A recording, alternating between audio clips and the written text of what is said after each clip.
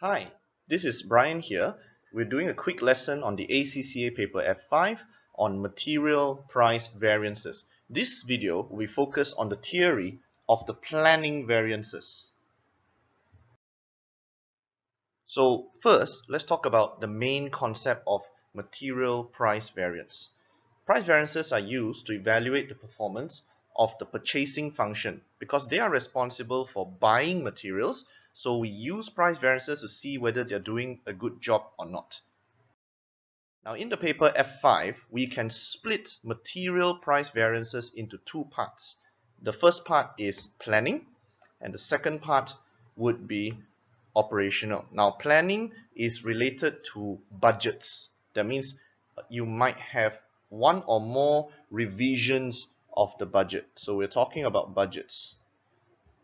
Operational means the difference between a budget and actual performance. That means we are going to see whether the manager or the function has actually achieved what it was planning to do. So this one has an actual element in it. So first, let's talk about material price planning variances.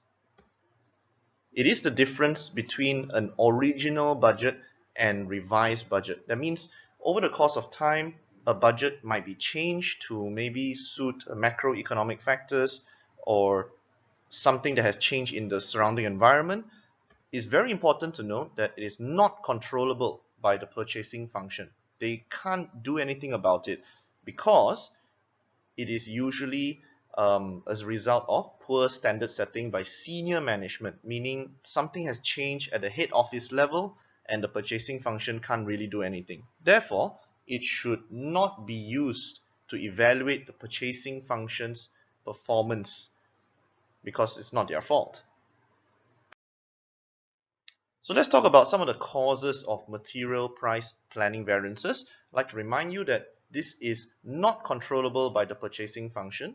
The first example is probably maybe a short-term oversupply or undersupply of the material on the market. A good example of this would be right now in 2017, there's a Hurricane Harvey which is hitting Texas, and because of that, gas prices or petrol prices have increased. Now if you are evaluating a purchasing manager, there's nothing much that he can do about this because the entire market is increasing in price due to short-term undersupply of the material. Another example would be changes in the overall market, such as inflation. One good example of this would be 2017 copper prices. As you can see from here, we have a 30-day copper chart in the month of August in 2017, and it's steadily going up because there's increasing demand. Another example would be changes in specifications of material by the head office. This means that the head office has told production to change the recipe or the specifications of the product you are making. So you have no choice but to follow what head office says.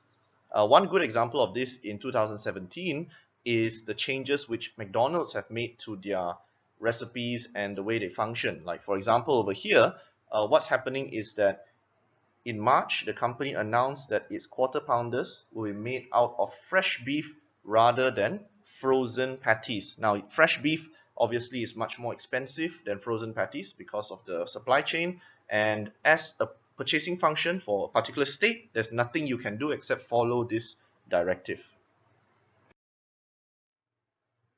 Lastly, we have changes in taxation or tariffs on material. Again, this is set by the government.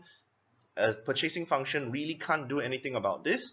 One good example would be Japan, which is increasing tariffs on frozen beef from 38.5% to 50%. So if you are a Japanese user of US beef, you will now have to pay a lot more money for your raw materials, and there's nothing you can do about it because the tax has gone up. So now let's talk about material price operational variances. This is the difference between the revised budget or the latest version of the budget and the actual price which you are paying. So in this case, it is controllable by the purchase function, therefore, it should be used to evaluate its performance. The main reasons for a material price operational variance is that it's affected by purchasing function decisions. That means now what they do when they do their purchasing function, it affects the material price operational variance. So some of the causes of the operational variance would be, first of all, the selection of a cheaper supplier. If the purchasing function has the capability, they can choose between cheaper suppliers, and choosing a cheaper supplier will lead to a favorable operational variance. Secondly, it was also affected by negotiation. If the purchasing function successfully negotiates a lower price for a certain standard of material, that will lead to a favorable operational variance. On the other hand, if purchasing function was not effective in their negotiations, then your variance will now be a bit adverse.